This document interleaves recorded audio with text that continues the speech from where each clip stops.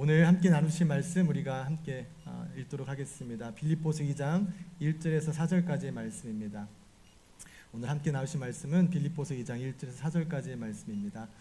우리가 하나님 말씀 한 마음으로 한 목소리로 읽겠습니다. 그러므로 그리스도 안에 성이 무슨 교제나 긍휼이나 자비가 있거든 마음을 같이하여 같은 사랑을 가지고 뜻을 합하여 한 마음을 품어 아무 일이든지 다툼이나 허영으로 하지 말고 오직 겸손한 마음으로 각각 자기보다 남을 낮게 여기고 각각 자기 일을 돌볼 뿐더러 또한 각각 다른 사람들의 일을 돌보아 나의 기쁨을 충만하게 하라. 아멘. 모두 자리에 앉아주시기 바랍니다. 바울이 지난주에 왠지 저 혼자 동굴에 있는 듯한 느낌이죠. 여러분은 괜찮으세요?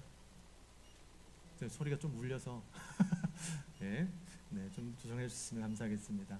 네, 바울이 특별히 사랑하는 그 빌립보 교회 공동체에게 너희들은 복음에 합당한 생활을 하라라고 이야기를 합니다. 그냥 가르치게 한 것이 아니라 정말 사랑하는 자들에게 중요한 것을 이야기해 주는데 복음에 합당하게 생활하라. 그럼 우리가 자칫 생각할 수 있는 거, 교회 열심히 출석하고 성경 열심히 읽고 기도 생활 열심히 하고 뭐 이런 건가라고 생각할 수 있지만 그렇게 얘기하는 것이 아니라 복음에 합당하게 생활하는 것은 서로가 한 마음을 품고 협력하기 위해 힘쓰라라고 이제 진심 어린 권면을 바울이 빌립보 교회 성도들에게 하는 것을 나눴습니다. 하나 되라, 협력하라. 근데 어떻게 해요? 라는 것이 이제 오늘 말씀입니다. 그래서 오늘 말씀을 통해서 우리가 하나 되는 것이, 협력하는 것이 어떤 것인지를 나눌 때 이것이 단순히 교회 공동체뿐 아니라 여러분의 가정 공동체, 또 여러분의 속한 공동체 가운데서도 이 말씀을 통해서 이렇게 하나 되는 일들, 경험들을 하게 되시기를 바랍니다. 오늘 본문은 1, 2, 3, 4절로 되어 있는데요. 원어로는 이 4절이 4개의 문장이 아니라 하나의 문장으로 되어 있습니다. 그래서 많은 내용들을 갖고 있지만 그를 끊지 않으면서 일부러 한 가지의 주제를 강조하기 위해서 하나됨을 강조하기 위해서 바울이 이 긴 문장을 이제 이어나가게 됩니다. 이 모든 많은 이야기 이렇게 저렇게 됐는데 이 모든 것이 무엇을 위해서냐 하면은 바울이 마지막에 이렇습니다. 이 일들을 너희들이 잘해서 내 기쁨이 충만하게 하라라고 이야기합니다. 그러니까 이렇게 해야 되는데 그렇게 하면 내 기쁨이 충만할 것이다. 그러면 어떤 것이 바울의 기쁨을 충만하게 하는 것일지 우리가 알아야 거기에 대해서 조금 더 잘 이해할 수 있는데요. 첫 번째 보면 바울이 기뻐하는 일은 무엇이냐면 일반적으로 내가 좋아하는 것을 얻어내고 내가 원하는 것이 이루어지는 것을 가지고 바울은 기뻐하지 않았습니다. 바울은 좀 특별하게 어떠한 일에 대해서 기뻐하는데 성경을 통해 찾을 수 있는 것을 보면 빌립보서 1장 4절에서 5절 말씀에 보면요. 바울은 믿음의 사람들이 복음에 참여하는 일을 보면 너무 기뻐했습니다. 교회를 다니는 사람들이 복음 전하는 일을 하는 걸 보면은 막 기쁨이 넘쳤던 사람입니다. 빌립보서 1장 18절 말씀에 보면 그는 자신이 힘들고 어렵더라도 이 고통을 통해 그리스도가 전파되면 그것을 기뻐하는 사람이었습니다. 빌립보서 1장 18절 말씀에도 그렇게 기록되어 있죠. 네, 오늘 슬라이드가 이렇게 있습니다. 그래서 바울의 기쁨은 단순히 본인에게 좋은 유익함이 있을 때 기뻐하는 것이 아니라 그 복음의 역사가 일어날 때 기쁨을 누리는 자였습니다. 두 번째로 그가 기뻐하는 기준이 무엇이냐면 자신이 믿는 하나님이 기뻐하시는 일을 사람들이 할 때 기뻐했습니다. 여러분 잘 아시는 로마서 말씀에 그러므로 형제들아 내가 하나님의 모든 자비하심으로 너희를 권하노니 너희 몸을 하나님이 기뻐하시는 거룩한 산 제사로 드리라. 그래서 바울의 기쁨의 기준은 하나님이 기뻐하시는 일을 보면 자신도 함께 기뻐하는 자였습니다.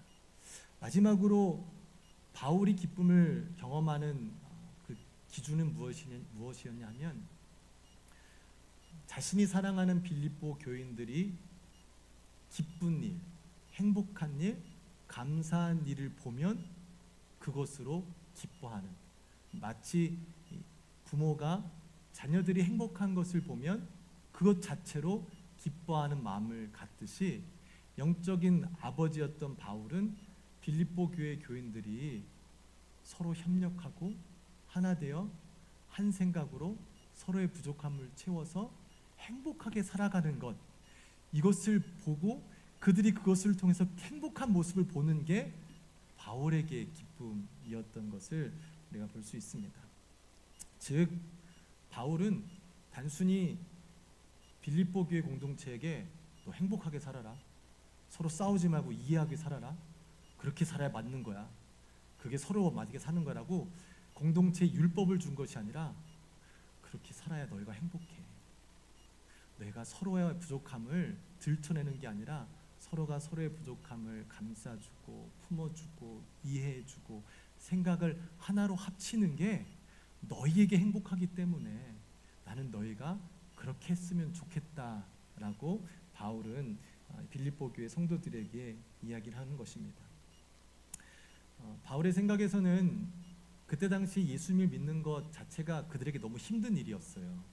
여러 가지로 어려운 일이 있어서 그들이 그런 상황 가운데 예수님을 믿고 살아갈 때 같이 예수님을 하나님 믿는 사람들은 함께 힘을 합쳐서 외부에서 들어오는 공격들을 이겨내기를 원했는데, 그래서 아군끼리 함께 힘을 모아 그 적군을 이겨내기를 바랬는데 빌립보 교회는 그것보다는 오히려 교회 안에서의 단합이 이루어지지 않는 어려움이 있었던 것 같습니다.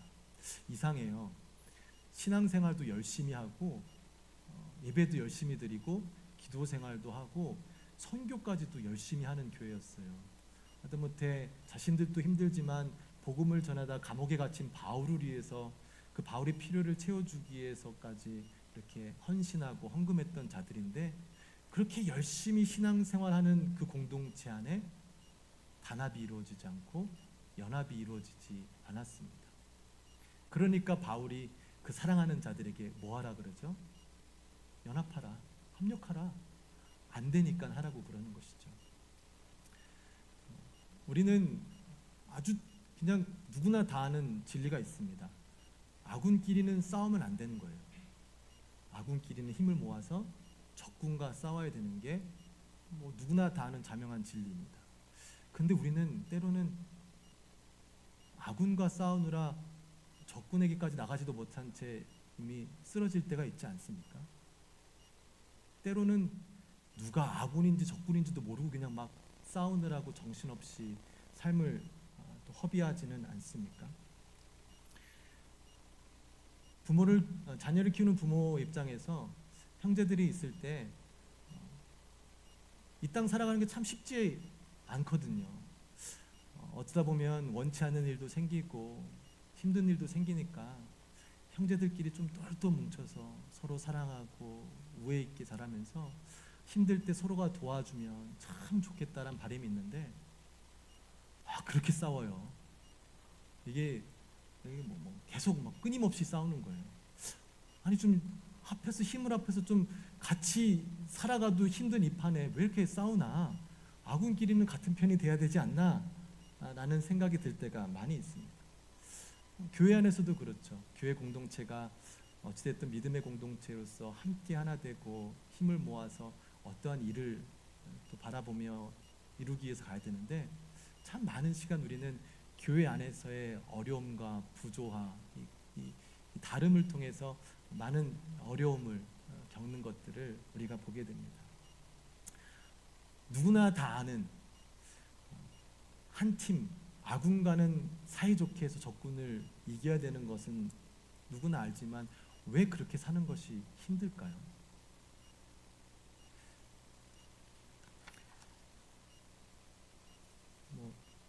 다르니까 힘들겠죠. 달라도 너무나 다르니까 힘들겠죠. 우리가 하나님을 알고 하나님을 믿고 예수님을 믿는다 하더라도 우리 안에는 생각하는 방식이 다르고요. 일을 대하는 자세도 너무 다르고요.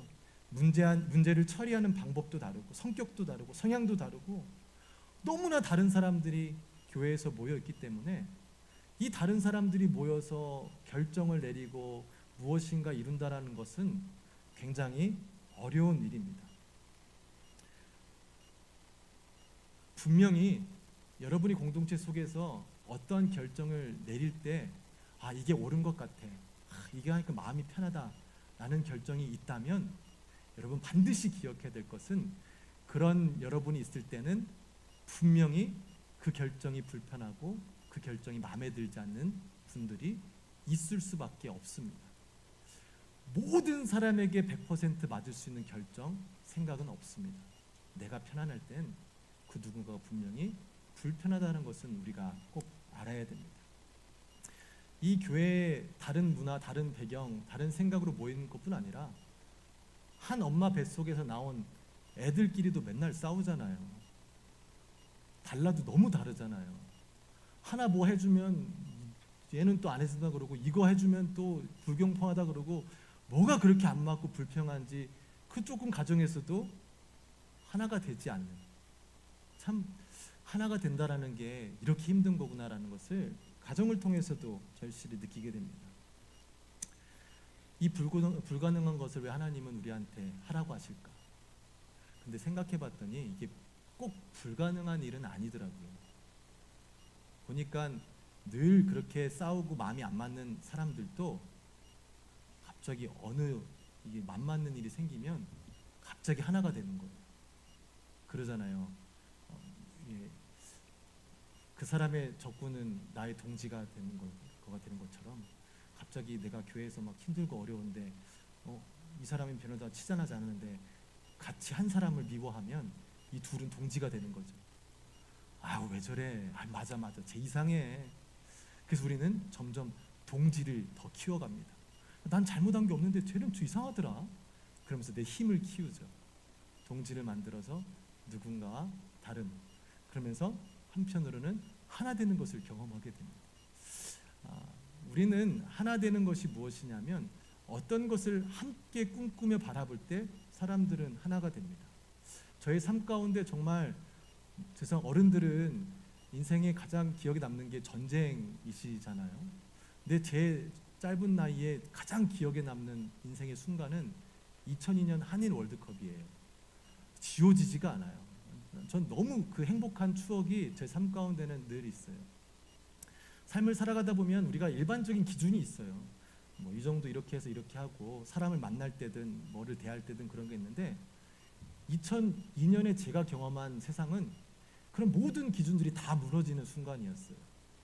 처음 보는 사람도 내 사람이고 내 것도 없고 네 것도 없고 그냥 다 하나가 되는 거예요. 그냥 정말 그냥 축구가 이기면 막 서로 껴안고 하나 되고 막 밥도 사고 이것도 하고 차를 부셔도 오케이 뭐 이 말도 안 되는 일이 이 축구라는 매개체로 인해서 일어나더라고요. 이게 이런 일이 가능하구나. 하나를 바라볼 때 각각 다른 사람들이 모이더라도 서로에게 다가가는 것이 아닌 그 어느 한 지점을 향해 나아간다면 사람들은 충분히 하나가 될 수 있습니다. 근데 중요한 것은 아까도 말씀드린 대로 바울이 빌립보 교회 성도들에게 하나가 되라는 것은 단순히 하나가 되라는 거에 목적이 있지 않았어요. 왜냐하면 아까 말씀드린 대로 하나가 되는 것은 꼭 좋은 일에만 하나가 되진 않거든요. 나쁜 일에도 하나 될 수 있잖아요. 도둑대 얼마나 이 튼튼하고 끈끈하겠습니까? 함께 자신들의 세운 목적을 이루기 위해서 서로가 서로의 힘을 합해서 하나가 됩니다. 교회도 얼마든지 하나가 될 수 있지만 잘못된 방향으로 하나가 될 수도 있습니다. 단순히 나의 이익을 위해서, 나의 유익을 위해서, 우리의 유익을 위해서, 아니면 하나님 뜻과 상관없는 것이지만 우리가 생각할 때 좋은 것을 생각해서 하나가 되는 경우들도 있죠. 그래서 바울은 하나가 되기 위해서 어떻게 해야 되느냐에 가장 첫 번째로 그 하나됨의 기준을 이야기하는 것이 빌립보서 2장 1절 말씀입니다. 그러므로 그리스도 안에 무슨 권면이나 사랑의 무슨 위로나 성령의 무슨 교제나 긍휼이나 자비가 있거든, 네가 정말 하나님으로부터 무엇인가 받은 게 있거든, 하나님이 누구신지를 깨달아. 그 하나님이 이 땅 가운데 너희를 사랑하셔서 아무 죄 없는 예수님을 이 땅에 보내시고 그의 희생이 너를 위한 것임을 깨달아서 네가 긍휼함을 받고 위로함을 받았거든. 인데 이게 너 이거 받았니? 안 받았니? 문제 질문이 아니라 바울은 이 말씀을 통해서 그들에게 확인시켜 주는 거예요. 너 하나님 믿지 않느냐? 너 예수님 믿지 않느냐? 하나님이 누구신지 알지 않느냐?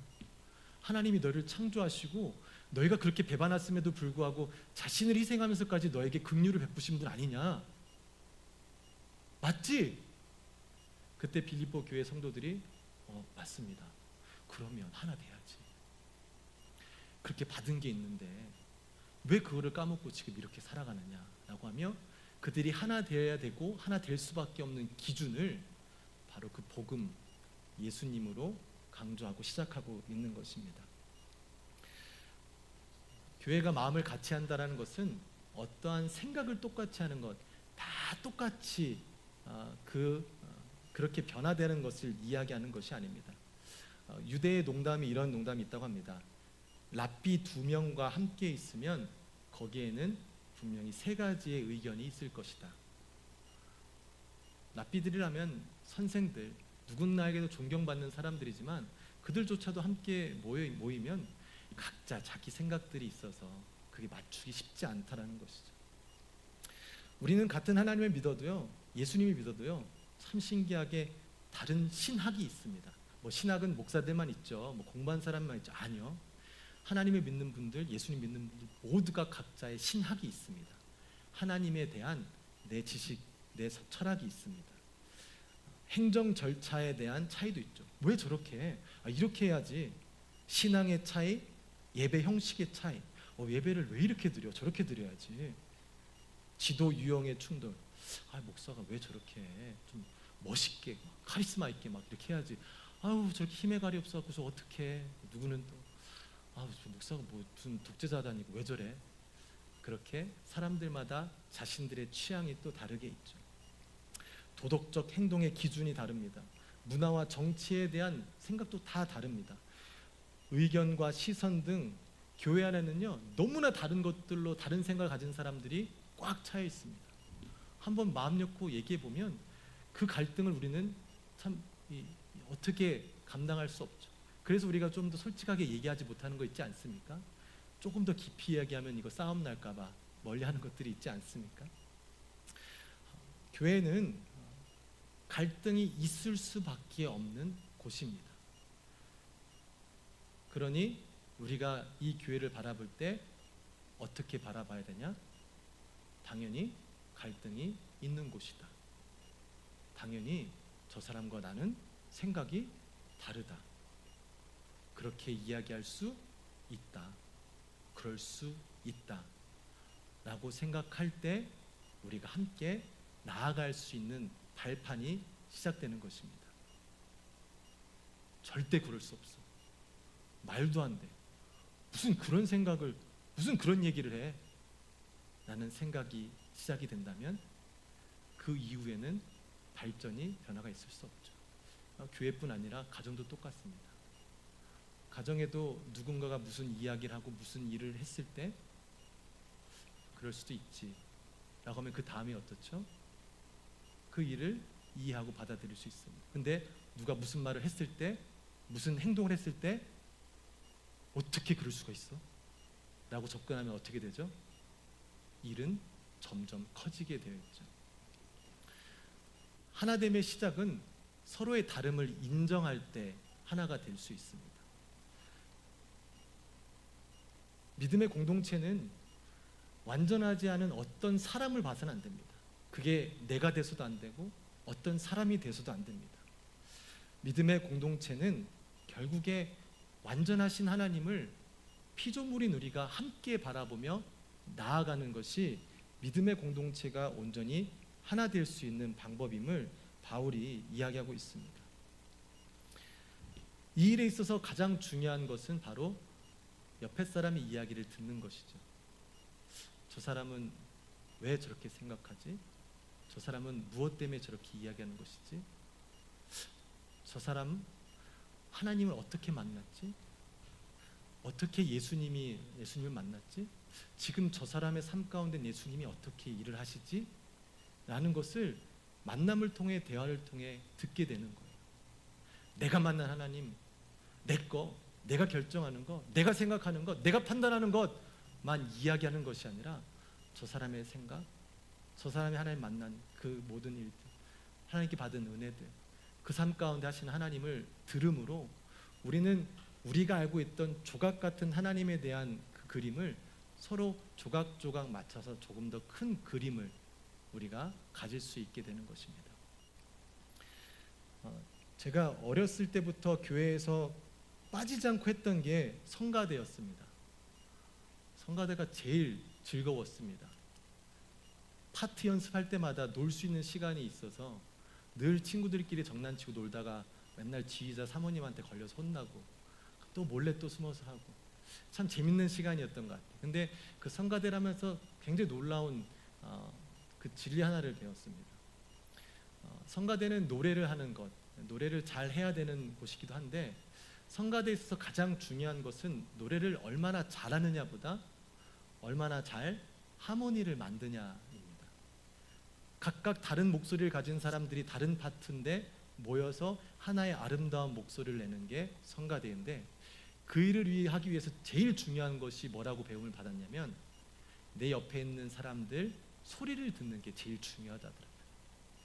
내가 이 소리를 내기 위해서 막 힘을 다해서 하는 게 아니라 지금 옆에 사람들이 어떤 소리를 내는지 들으면서 내 목소리를 그 사람들의 목소리와 함께 화합하여 하모니를 만드는 것, 이것이 제가 성가대를 통해서 배운 것인데 이것이 하나 되는 거구나.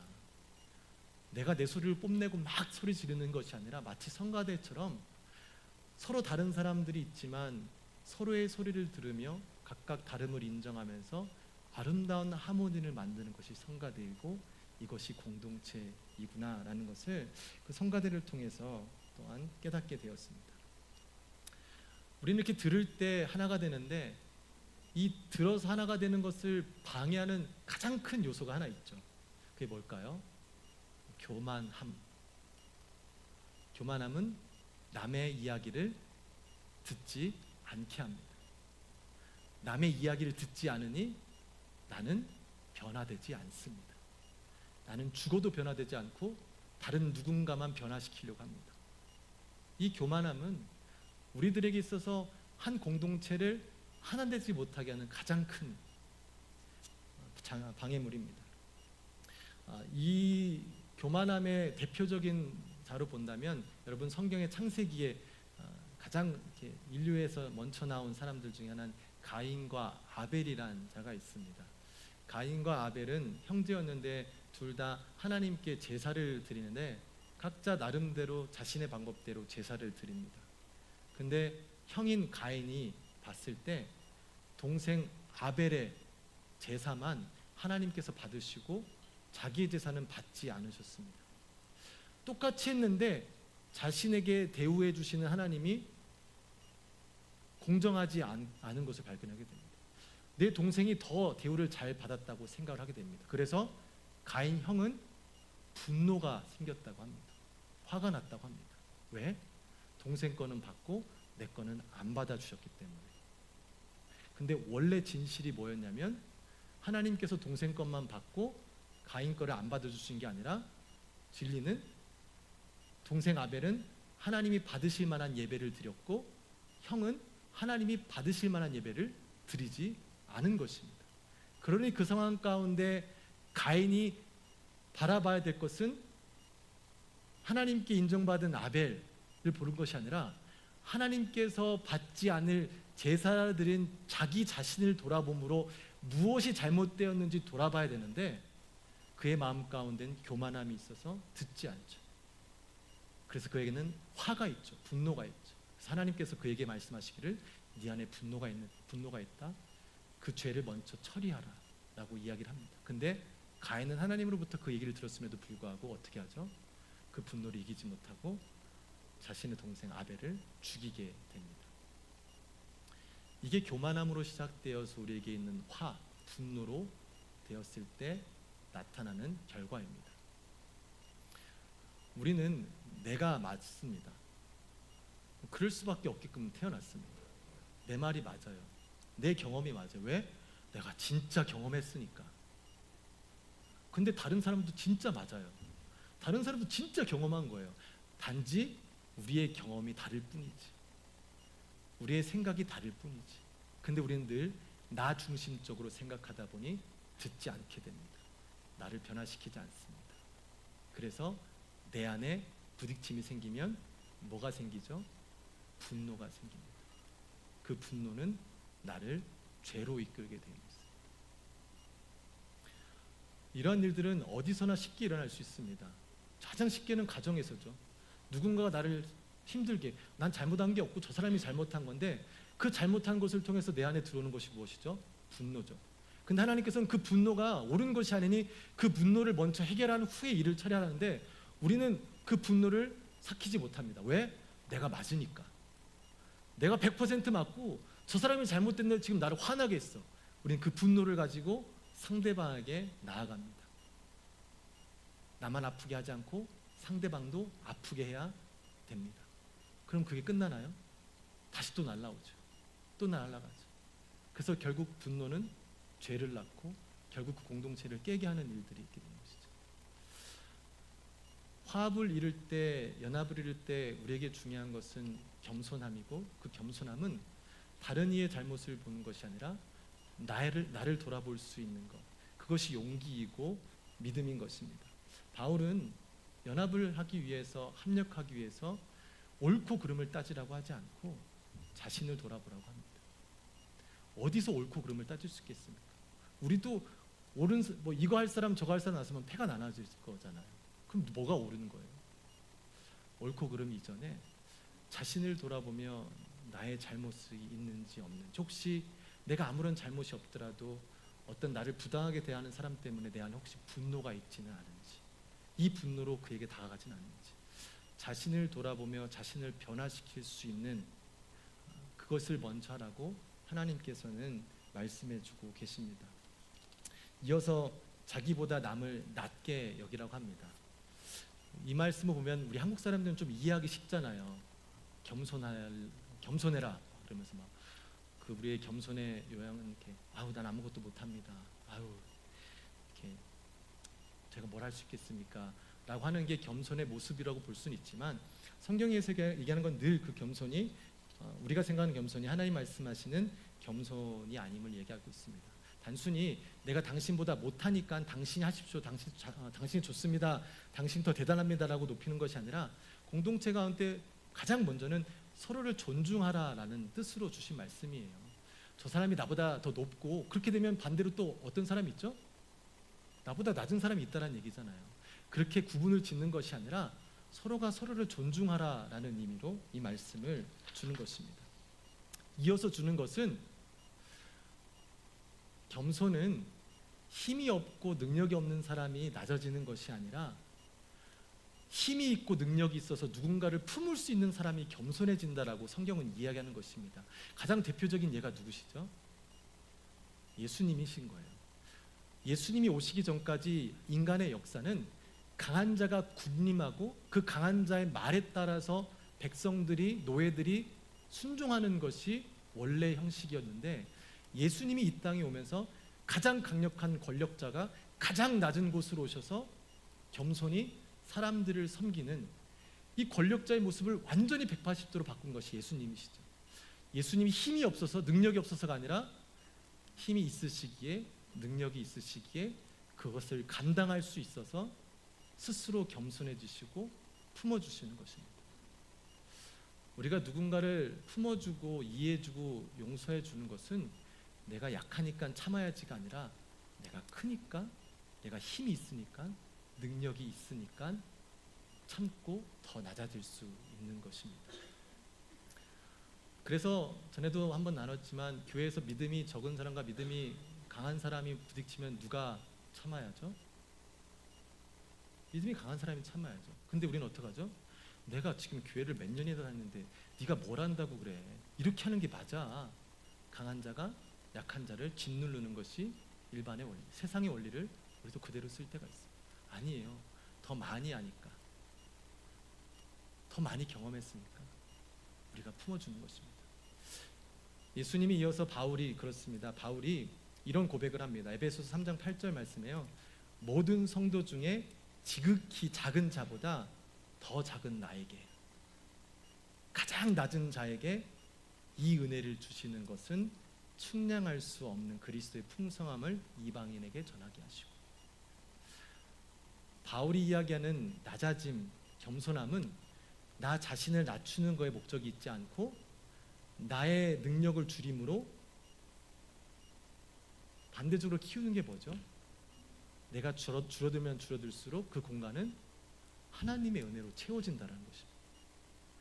내가 못났기 때문에, 내가 저 사람보다 못났기 때문에, 못생겼기 때문에, 능력이 없기 때문에 가만히 있어야지, 내가 작아져야지가 아니라 내가 작아져야만이 내 삶에 하나님의 은혜가 더 커지기 때문에 스스로 계속해서 작아지고 줄어드는 것입니다.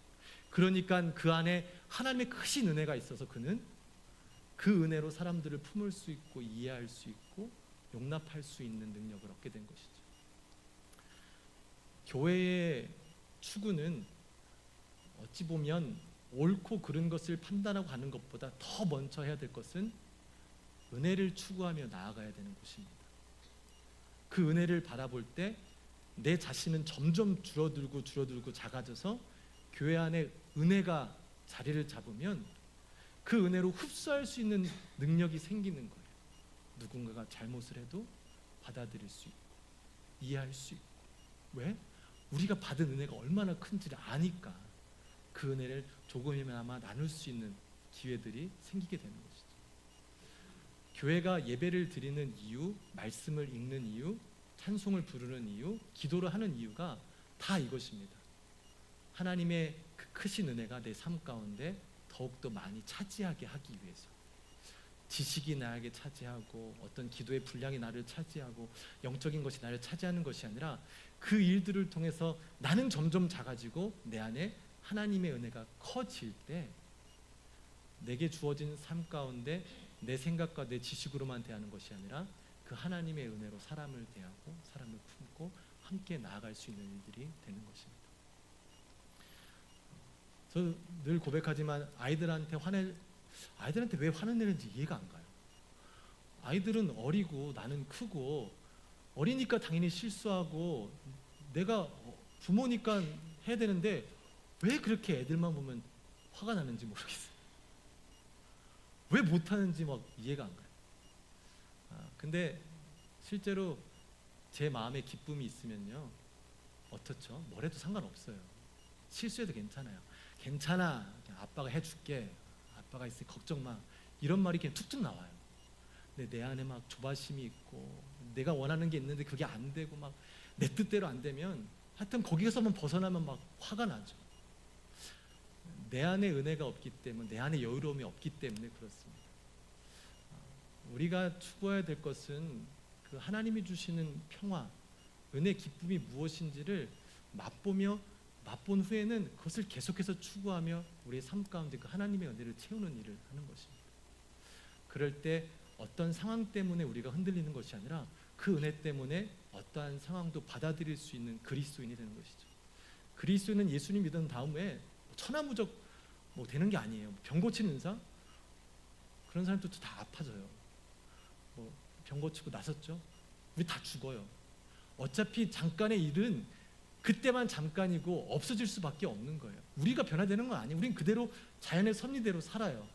그러나 예수님 믿는 사람들은 그 자연의 섭리 가운데서, 그 변화 가운데서 우리가 때로는 거부하고 싶은 곳에서도 하나님이 함께 하심을 믿기 때문에 그 하나님의 은혜로 그 안에서도 평화를 유지할 수 있고 감사함을 유지할 수 있고 기쁨을 유지할 수 있는 것들이 그리스도인들이 누릴 수 있는 축복임을 우리가 꼭 마음에 새기기를 소망합니다. 그래서 마지막에는 바울이 이렇게 얘기합니다. 서로를 돌봐라. 서로의 필요를 채워줘라. 너의 필요만, 너의 원함만 챙기지 말고 돌보면서, 쳐다보면서 서로의 아픔이 무엇인지를 돌아보라고 합니다. 저는 이것 때문에 그렇게 생각해요. 교회의 문제들, 그 교회 문제가 아니다. 우리의 문제다. 저 목회자의 문제, 그 사람 목회자의 문제 아니다. 내 문제다. 우리의 문제다. 저 사람의 문제가 아니라 우리의 문제라고 합니다. 돌본다라는 것이 어머니의 품속에 태아를 이렇게 어머니가 품고 있는 것을 표현하는 것이 돌보다라는 것입니다. 내 건 거예요. 그러니까 저 사람이 왜 그러게 아니라 우리 이제 어떻게 하지? 저 사람의 문제가 아니라 우리 문제인 거예요. 돌보라라는 것은 너와 남을 나누는 것이 아니라 저 사람도 나고 저 사람의 문제도 내 문제고 내 문제도 저 사람 문제고 우리 함께 하는 것이 서로를 돌보라는 것입니다. 그 돌보는 마음으로 서로를 쳐다보고 함께 대할 때 우리가 하나 될 수 있다는 것입니다. 우리인 거예요. 하나님, 성령님, 예수님, 삼위일체 우리라는 것 우리가 많이 들어서 알잖아요. 다 우리인 거예요. 저 사람, 나랑 다른 사람이 그게 아니라 그 사람도 우리인 거예요. 우리가 어떻게 할까? 그렇게 되면 우리가 그 사람을 비난하기 전에 어떻게 할 수 있죠? 기도하게 되는 거죠. 제가 처음 와서 드린 말씀이 있던 것 같아요. 우리에게 비판은 참 중요한 것이다. 교회에서 비판이 없어서는 안 된다. 근데 기도하지 않은 비판은 하지 않는 게 좋다라고 말씀드렸습니다. 기도하지 않은 비판은 상대방을 미워하는 마음을 키우게 되는 것입니다. 그것을 통해서 분열을 일으키게 됩니다. 근데 비판하는 마음이 있을 때 그 대상자를 위해 기도하고 그 대상자를 품고 정말 그 사람을 사랑하는 마음으로 우리가 그 사람의 권면하는 것, 그것은 우리가 또 마땅히 해야 되는 일입니다. 돌보는 것, 나는 다른 사람이라고 그 사람을 멀리하고 싫어하고 미워하고 상처 준 사람이라고 내가 그 사람과 싸우는 것이 아니라 가장 먼저 우리가 해야 될 것은 그런 다른 사람을 돌볼 수 있는 것, 기도해 줄 수 있는 일들이 우리의 공동체 가운데 있게 되기를 소망합니다. 때로는 우리가 가지고 있는 이 아픔들, 고통들이 기도의 제목이 되는 것입니다. 맞지 않는 사람이 나를 힘들게 하고 아프게 하고 고통스럽게 하는 요소가 아니라 그 요소가 나에게는 기도 제목이 되어서 그를 위해 기도하게 됩니다. 하나님이 참 감사한 것은 그렇게 기도함으로 하나님을 바라보고 예수님을 바라보고 기도할 때 우리의 마음을 변화시켜 주세요. 왜? 그분이 나에게 하신 일이 있기 때문에. 그래서 나도 모르게 그 사람을 품게 됩니다. 용서하게 됩니다. 그 사람에게 다가갈 수 있는 힘을 얻게 됩니다. 이 기도의 능력과 하나님의 능력을 우리가 사모하고 경험하여서 저와 여러분이 있는 곳, 그것이 가정이 되든 교회가 되든 어느 공동체가 되든 하나님이 보시기에 좋은, 서로가 연합하여 서로에게 힘이 되는 공동체. 인간에게 있어서 가장 큰 행복은 사랑하는 사람들과 함께 살아가는 것이 가장 큰 행복이라고 합니다. 그래서 많은 것을 가지고 있지만 그의 삶이 불행하게 보는 것은 그가 함께 있는 사람들과 깨어져 있는 관계를 살아가는 사람을 볼 때 우리는 그 사람을 행복하다고 하지 않고 불행하다고 합니다. 때로는 삶 가운데 부족함이 있고 어려움이 있지만 그 주위에 함께하는 사람들이 서로 함께하고 사랑하는 공동체에 있는 사람은 행복하다라고 우리가 표현을 합니다. 왜 그러죠? 하나님이 그렇게 만드셨기 때문에 그렇습니다. 그래서 그렇게 그 일을 감당하는 사람들은 행복함을 경험하는 거예요.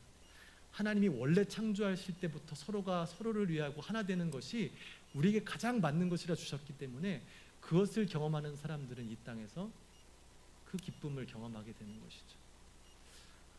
우리의 삶 가운데 하나님이 우리에게 허락하신 그 기쁨을 우리가 사모하고 경험하게 되기를 축복합니다.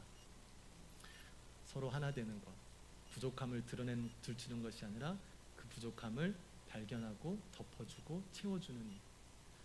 그런 행위는 어느새 또한 누군가가 나를 위해서 나의 부족함과 나의 잘못됨을 덮어주고 또 챙겨주는 일들이 일어나게 되는 것입니다. 그런 공동체를 소망하면서 말씀을 의지하여 저와 여러분이 그 공동체를 세우기에 협력, 힘을 다해 기도하고 노력하게 되기를 소망합니다.